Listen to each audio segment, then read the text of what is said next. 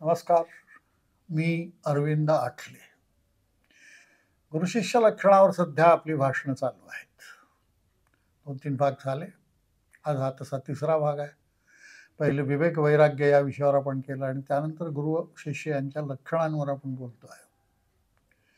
परंतु लक्षणांवर बोलताना असं वागावं तसं वागावं असं करू नये अशा प्रकारे कुठल्या पण मी तुम्हाला शिष्यांचे आणि गुरूंचे अनुभव सांगून त्यातून तुम्हाला कसं शिकता येईल या प्रकारे तुमच्या समोर मी ते मांडतोय. अध्यात्म हे सहज असलं पाहिजे, अगदी सहज अंगवळणी सगळं पडलं पाहिजे. मोठे मोठे नीती नियम यमनियम सगळे बरोबर आहेत, ते त्यांच्या त्यांच्या जागी अत्यंत योग्य आहेत. परंतु ते पाळण्यासाठी प्रचंड प्रयत्न करून मनस्ताप करून घ्यायचा हे अयोग्य आहे. जसं मी अनेक वेळा गुरुचरित्र वाचणाऱ्यांचा मी तुम्हाला अनुभव सांगतो की राग येतो त्यांना. अमुक एक नियम चुकला की असे तडतड होते त्यांचे, किंवा घरातल्यांवर तो राग निघतो. आणि राग आला याचा अर्थ तुम्ही कुठेतरी चुकलेले आहात.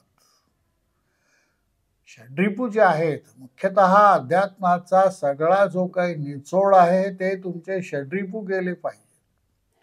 काम क्रोध लोभ मदमोह मत्सर हे जर गेले नसतील, हा बरोबर तो चूक हे तुमची कुठली मतं असतील तर त्या अध्यात्माला अर्थ नाही. अध्यात्म ही तुमची शुद्धी आहे.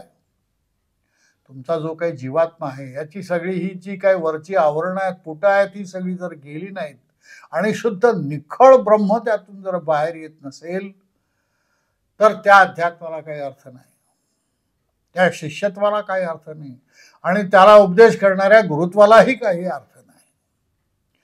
गुरु कोणाचं वाईट चिंतत नाही, मग तो शिष्य असो नसो. जसं परमेश्वर भक्त अभक्त असा भेद करत नाही. भेद केला तर तो परमेश्वर कसला. तसं गुरु सुद्धा हा माझा जवळचा शिष्य आणि तो लांबचा शिष्य असा भेद नाही करत. हे तुम्हाला समजलं पाहिजे की असा भेद असत नाही. परंतु खूप लोकांना वाटतं की त्याच्यावर कृपा होते, माझ्यावर होत नाही. अरे तुझी तशी पात्रता उत्पन्न कर. पहिले तुझ्यातले दोष पाहायला शिक. आपल्यातले दोष पाहणं हे अत्यंत अवघड आहे. दुसऱ्याच्या डोळ्यातलं कुसळ दिसतं पण आपल्या डोळ्यातलं हे दिसत नाही. हा जो भाग आहे आपल्या डोळ्यातलं मुसळ असतं, ते मुसळ एवढं मोठं असून ते आपल्याला दिसत नाही, पण दुसऱ्यातला दोष किंचित दोष असला तरी तो मात्र आपल्याला दिसतो. ही म्हण किती यथार्थ आहे. कुसळ दिसतं पण मुसळ दिसत नाही. तर असं आहे, दुसऱ्यातल्या दोष जो कोणी काढत असेल तो त्या प्रांतात लायक नाही. केवळ वरचा पांघरुण आहे त्यांनी त्या प्रांतातलं घातलेलं. हे पांघरुण नको आहे. अत्यंत शुद्ध पाहिजे तुम्ही. हे शुद्ध असाल तर हळूहळू परमेश्वराप्रत पोचण्याची तुमची पात्रता उत्पन्न होते. काम क्रोध लोभ मदमोह मत्सर कुठली यातली गोष्ट दाबून उपयोग नाही. म्हणून आपलं काय म्हणतं की मोठ्या मोठ्या लोकांनी हे म्हटलं की मधला मार्ग स्वीकारा, कुठल्याही टोकाचा मार्ग स्वीकारू नका. त्याच्यावर दबाव आणलात तर ते उसळून बाहेर येईल. जेवढा काम दाबाला जाल तेवढा तो जास्ती उत्पन्न होईल. मी तुम्हाला मागे एकदा एका भाषणात उदाहरण सांगितलं होतं. 80 वर्षाच्या संन्याशाचं पाय घसरला. तर असं होतं. दाबून ठेवलेल्या असतात या वासना. वासना दाबून कधीही दबत नाहीत. भावना दाबून कधीही दबत नाहीत. भावना जशा अचानक डोळ्यात येतात आणि अश्रू यायला लागतात, तसं वासनांचा आहे. वासना कधीही दाबू नयेत. लालन पालन असा शब्द आपण वापरतो. आपण श्रीकृष्णाचं जे उदाहरण दिलं जातं, इंद्रियांचं लालन करू नये, पालन करावं. लालन म्हणजे लाड करायची नाही, पण त्याची इच्छा असेल तर ती पूर्ण दुर्लक्षित करू नका. कामवासना उत्पन्न झालीच तर ती शमवा. ती जेवढी दाबायला जाल तेवढी ती आणखीन उसळी खाईल. हा जो भाग आहे हा साधकांनी अत्यंत लक्षात ठेवण्यासारखा आहे. क्रोध, या क्रोधातून मोह आणि एक एक गोष्टी सगळ्या उत्पन्न होतात. क्रोध आवरणं अत्यंत आवश्यक आहे. क्रोध केव्हा येतो? आपला अहंकार जेव्हा जागृत होतो तेव्हा क्रोध येतो. माझं खरं दुसऱ्याचं खोटं आणि हे मी त्याला समजावून देण्याचा जोरजोरात प्रयत्न करत असतो आणि मग मी क्रोधित होतो त्याला जर ते समजलं नाही असं वाटलं तर. त्यामुळे हा भाग अतिशय महत्वाचा आहे. क्रोधावर नियंत्रण. कुठल्या गोष्टीचा मोह नको. मोह नकोचा अर्थ ती त्याज्य आहे असा नाही आहे. आपल्याकडे सगळ्या प्रकारच्या गण दाखवलेले आहेत. तुम्ही गुरुचरित्रात गणांचं वर्णन जर ऐकवाल, शिवाभोवती जमलेले गण, कोणी 3 मुखे आहेत, कोणी 4 मुखे आहेत, कोणी वेडे वाकरे आहेत, कोणी विद्रूप आहेत, कोणी शेपट्यावाले आहेत, कोणी कसे आहेत, यांचं जे वर्णन केलेलं आहे, हे वर्णन जर तुम्ही पाहिलं तर आजूबाजूची माणसं तुम्हाला तशी दिसायला लागतील की यांची अंतःकरण कोणाची काळी आहेत, कोणाची स्वच्छ आहेत, कोणाचं मायाळू आहेत, कोणी अत्यंत तिरस्कार करणारे आहेत, कोणी प्रचंड रागीट आहेत. हे जर सगळं आपण आपल्याला त्याचं ते वर्णन जे काही गुरुचरित्रातल्या मागे याचे अध्याय मी तुम्हाला समजावून सांगण्याचा पुष्कळ प्रयत्न केलेला होता. प्रत्येक अध्याय स्वतंत्र घेऊन बिटवीन द लाईन्स काय वाचावं हे मी तुम्हाला त्यावेळी बरंच सांगितलं होतं. तुम्ही पुन्हा एकदा ऐका. गुरुचरित्र हे बिटवीन द लाईन्स वाचण्याची गोष्ट आहे. अत्यंत आदर्श असा गुरूंनी ठेवलेला आहे. हा आदर्श आणि हा प्रेम, गुरुचं किती प्रेम आहे. तो कुठलाही जातीभेद त्या गुरूंनी कधी केला नाही. हा जातीभेद आपल्यात काय येतो, मी उच्च हा भाग काय येतो. आता ब्राह्मणचा अर्थ काय हो खरं म्हटलं तर? ब्रह्म जानाती ब्राह्मणा. ज्या ज्या कोणी ब्रह्म जाणलेला आहे ते ब्राह्मण आहेत. मग ते सगळ्या वेगवेगळ्या जाती जमातीतले संत आपल्याकडे होऊन गेले. हे सगळे संत ब्रह्म जाणल्यामुळे ते ब्राह्मण होते. ब्राह्मण हा विचार आहे, जात नाही. आपण त्या जात मानायला जातो आणि तिथे चूक करतोय. मग स्वतःला श्रेष्ठ समजणं चूक आहे. श्रेष्ठ म्हणजे तुम्ही ब्रह्म जाणण्याचा प्रयत्न केला. ब्रह्म म्हणजे जाणण्याचा जेव्हा जो माणूस प्रयत्न करेल त्याचे सगळे कामक्रोध लोभ मद मोह मत्सर आपोआपच जातील ना. कारण ब्रह्माला हे काही चिकटलेलं नाही आहे. पिंडी ते ब्रह्मांडी म्हटलं तर पिंडी काय आहे? पिंडी जर परमेश्वर असेल, पिंडी जर विश्व भरलेला असेल, विश्व केवढं जगडब्याळ आहे याचा आपल्याला अंदाज नाही. आपल्याला एक सूर्यमालिका माहिती आहे, काही ग्रह माहिती आहे. हे ग्रह त्या सूर्यमालिकेचे भाग आहेत. परंतु असे शेकडो सूर्य आहेत आणि या सूर्यापेक्षा शेकडो पटीने मोठे असणारे सूर्य आहेत. ते केवढं ते विश्व प्रचंड जगडव्याळ असेल. जगडव्याळ हा शब्द त्या ठिकाणी आहे. आणि हे विश्व, त्या विश्वातले तुम्ही किती आहात? एक कण सुद्धा नाही आहात तुम्ही. तसं म्हटलं तर अणु रेणूच्याही पेक्षा कमी आहात तुम्ही. आणि तरीही तुम्ही कोणीतरी आहात. तुमचा अधिकार, तुमचा अमोक, तुमचं तमोक हे तुमचं का जात नाही? सगळं गेलं पाहिजे. साधक जर व्हायचं असेल, साधक म्हणजे ज्यांनी साधलाय, हित साधलाय, स्वतःचं हित. स्वतःचं हित कशात आहे? स्वतःला जाणून घेण्यात आहे. आणि स्वतःला जाणून घेणं ज्याला जमलेलं आहे तो आपोआप उत्तम साधक होईल आणि तो आपोआप त्या गुरुला प्रिय होईल. हे जे काही आहे हे डोक्यात भिनलं पाहिजे. म्हणाल तर अत्यंत सोपं आहे. अध्यात्म इतकं सोपं दुसरं काही नाही. पण ते आतून तुमच्या आलं पाहिजे. कोणीतरी तुमच्यावर ते सतत थोपवत असेल, नियमांचे गठ्ठे तुमच्यावर सतत लादत असेल, अमुक करा तमुक करा याचे गठ्ठे जर लादत असेल तर हे लादलेलं काही टिकत नाही. आपल्या बहुतांश लोकांची ही स्थिती आहे की त्यांना हे समजतच नाही की आपण काही गोष्टी लादून घेतो आहोत, काही नियम लादून घेतो आहोत. हे जे लादणं आहे हे फार त्रास देतं. असं ती उसळ्या खाते एखाद वेळे आणि जेवढं आतापर्यंत केलं ते सगळं वाया जाण्याचा प्रसंग येतो. त्यामुळे अत्यंत सावध पाहिजे. रात्रंदिना आंबा युद्धाचा प्रसंग हे अनेक लोकांनी म्हटलंय संतांनी. हा युद्धाचा प्रसंग म्हणजे काय? हातात तलवार घेऊन युद्ध नाही. हे मागे मी हा पॉईंट सांगितलाय तुम्हाला. शक्य आहे माझे बरेचसे पॉईंट पुन्हा रिपीट होतात, पण ते आवश्यक म्हणून मी करतोय. हे जे काही आहे हे आतून समजलं पाहिजे. साधक आतून शुद्ध झाला पाहिजे. त्याच्या चेहऱ्यावरती शुद्धता दिसली पाहिजे. तो गोरा आहे का काळा आहे, त्याचे डोळे घारे आहे का काळे आहे का अजून कसले आहे याच्यावर काही अवलंबून नाही आहे. त्याचे डोळे शांत असले पाहिजे, स्थिर असले पाहिजे. चंचल माणसाचे डोळे स्थिर असत नाहीत. विचार ज्यांचे चंचल आहात त्यांचे डोळे स्थिर असत नाहीत. स्वप्न पडतात. साध्या काही गोष्टी स्वप्न पडली तरी आपण डिस्टर्ब होतो. याचा अर्थ तुमचं मन स्थिर नाही आहे. मन स्थिर करणं हेही या गोष्टीचं एक साधन आहे. म्हणून प्राणायाम किंवा हे जे काही शिकवलं जातं याचं कारण ते आहे. तुम्ही पहा, तुमची वृत्ती पहा. एखाद्या वेळेस खूप राग आला की तुमचा श्वास जोरात चालतो. हा का जोरात चालतो? कारण मन त्यावेळी शुद्ध नाही, मन अस्थिर आहे. मस्त मन अस्थिर आहे, त्याला जास्ती हवेची गरज पडते प्राणायामाची, प्राणवायूची, आणि त्यामुळे त्याचे श्वासोश्वास जल्दी होतात, जोर जोरात व्हायला लागतात. राग आला की कसं होतं? पण तेच तुम्ही प्रेमात, लोभात, गुरुच्या प्रेमात असाल तर कसं होतं? हा ज्याला अनुभव आहे तो अधिक चांगलं सांगू शकेल. तर हे अत्यंत आवश्यक अशा ह्या ज्या काही गोष्टी आहेत ह्या साधकांनी पाळणं आवश्यक आहे. मन स्थिर पाहिजे. स्थिरम सुखम आसनम, आसन सुद्धा स्थिर पाहिजे. अगदी तुम्ही पद्मासन घालून आणि बद्ध पद्मासन घालून बसले म्हणजे काही हे होतं असं नाही आहे. कारण सगळा संबंध मनाशी आहे. जी काही सगळी चक्र आहेत, सप्तचक्र, या चक्रांमध्ये तुमचे सगळे जे काही एक एक चक्राभोवतचे जाळं असतं, ही सगळी जाळी जेव्हा शुद्ध होतील तेव्हा ते चक्र शुद्ध होतील. मन जेव्हा शुद्ध असेल तेव्हा हे चक्र आपोआप एका ह्याच्यात येतील. आता समाधी लागते म्हणजे तुम्ही समाधी बघितल्या प्रत्यक्षात म्हणून सांगतोय तुम्हाला की पाठीचा कणा एकदम परपेंडिक्युलर असतो. एरवी आपल्या पाठीच्या कण्याला असं एच सारखं वळण असतं. हे वळण त्या क्षणी जातं. शुद्ध अवस्था मनाची जेव्हा असते तेव्हा पाठीचा कणा अत्यंत सरळ असतो.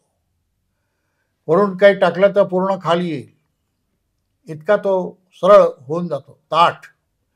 तुम्ही प्राण्यांची उत्क्रांती जर बघाल तर सरपटणाऱ्या प्राण्यापासून मग माकड झाले, इतर झाले, मग ते हळूहळू उभे राहायला लागले. उभे राहताना मग हळूहळू ते सरळ व्हायला लागले, मग त्यांना चालता यायला लागलं. ह्या ज्या काही गोष्टी आहेत ह्या तुम्ही लक्षात घेतल्या पाहिजे की हे त्यांचं उद्धरण आहे. एवढा तो पाठीचा कणा हळूहळू परपेंडिक्युलर होईल तेवढा तो माणूस अधिक योग्यतेला पोहोचेल. समाधीची हीच अवस्था आहे. डोळे मिटलेले आहेत, मन शिल्लक नाही. मन मानून उन्मन करा ताटी उघडा ज्ञानेश्वरा. मन शिल्लकच नाही आहे, विचार कोण करणार? त्याची त्या ज्या परमात्म्याच्या अवस्थेत आपण जातो ती आहे समाधी. सम आधी, आधी व्याधी जिथं सम आहेत.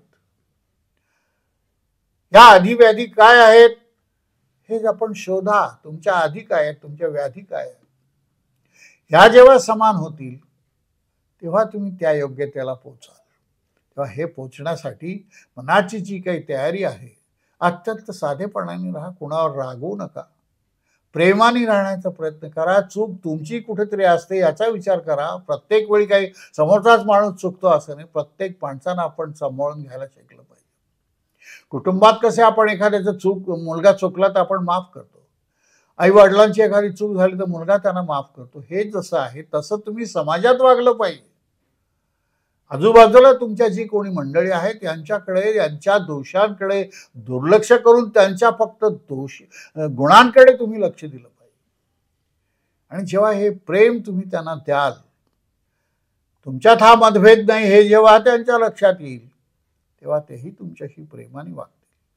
प्रेम, मी नेहमी हा म्हणतो की प्रेम हा ईश्वर आहे आणि हा ईश्वर आत बसलेला आहे.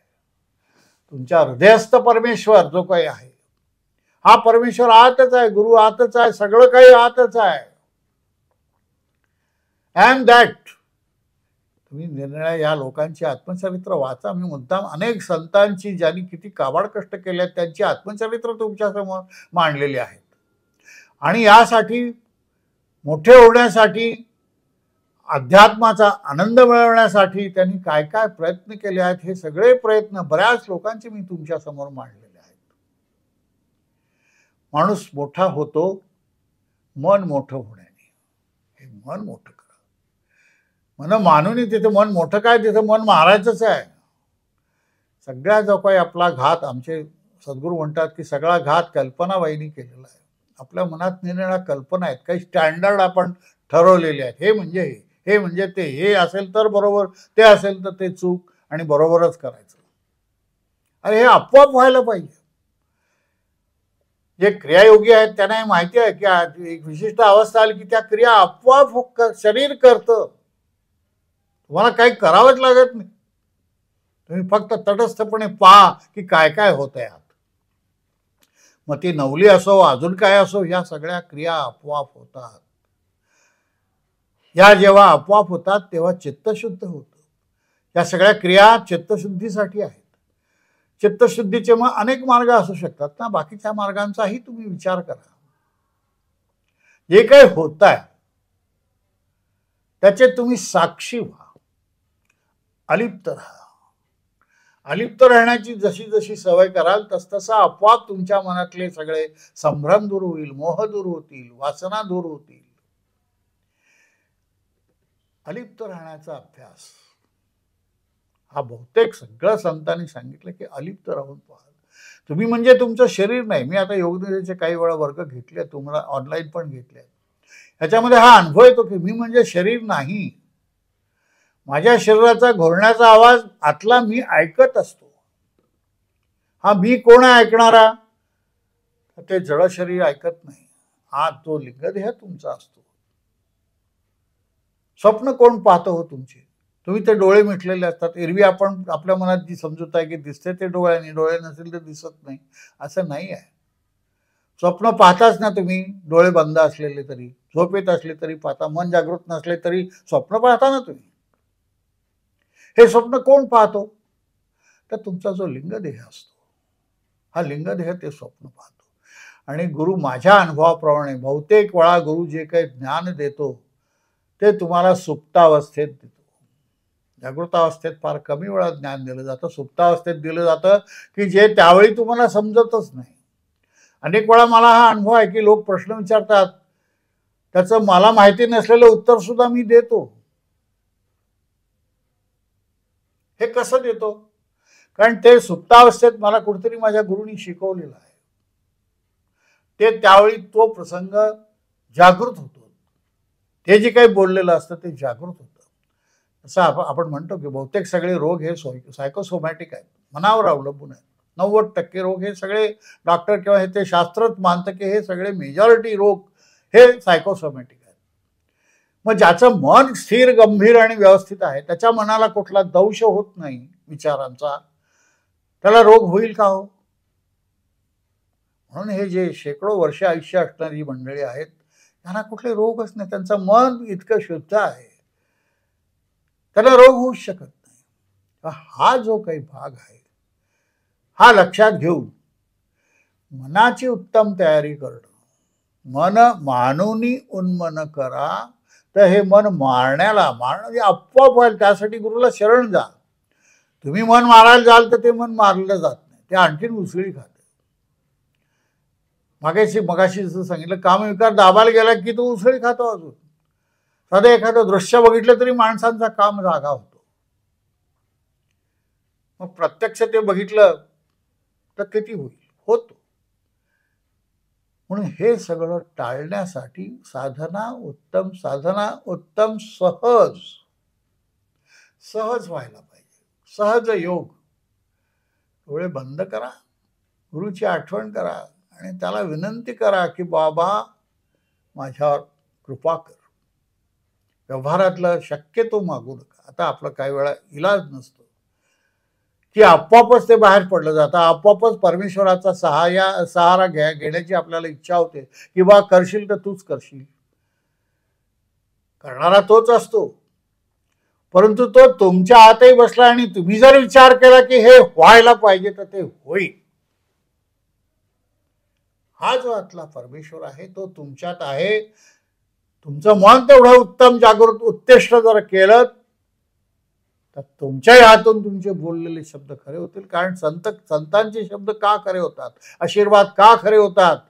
कारण त्यांचं मन तितकं उन्नत आहे. त्यांचं मन हा विश्वाचा भाग होतो. आणि हा जेव्हा होतो तेव्हा तो खरा संत असतो. आणि खरा संत हा साधा असतो. त्याच्या चेहऱ्यावरचं हसू पाहतो, अत्यंत प्रसन्न असं ते हास्य असतं. अनेक वेळा तुमच्या लक्षात येईल की गुरूंच्या सहवासात गेले की तुमच्या मनात असलेले अनेक प्रश्न आपोआपच नाहीसे होतात. त्यांची उत्तरं त्यांच्याकडून आपोआप मिळतात. हा सद्गुरूंच्या सान्निध्यात जे कोणी शिष्य सत्शिष्य जात असतील त्यांचा हा अनुभव असेल की आपोआपच होते. करावं लागत नाही. तसं हे अध्यात्म आपोआप होईल जेव्हा तुम्ही आपोआप शरण जाल. शरण जा. शरणागती हा सर्वात मोठा साधनेचा मार्ग आहे. आणि ह्या शरणागतीला कुठली अट नको.